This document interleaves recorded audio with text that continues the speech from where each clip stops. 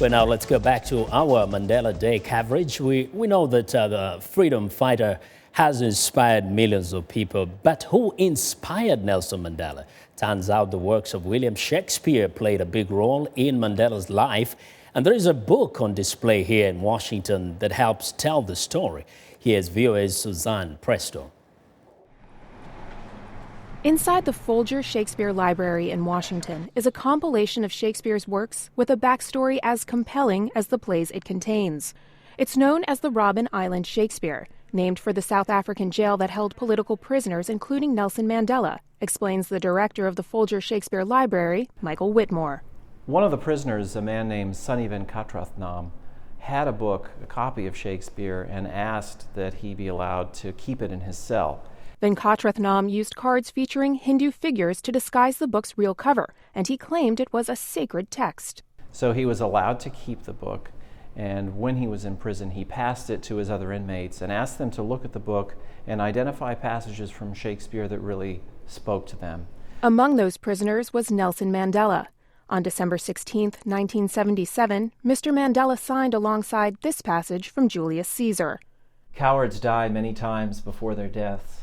The valiant never taste of death but once. Of all the wonders that I have yet heard, it seems to me most strange that men should fear, seeing that death, a necessary end, will come when it will come." Readers' connections to Shakespeare are deeply personal, says Whitmore, as he cautions against trying to divine why this passage appealed to Mr. Mandela. Those of us who read this play think about that passage as being an example of Stoicism. It's a philosophy that was around in the Renaissance, and I think it's something that Mandela connected with. That is, you should not be paralyzed by fear. You should use your reason and the desire to do things that are important to you and overcome those fears.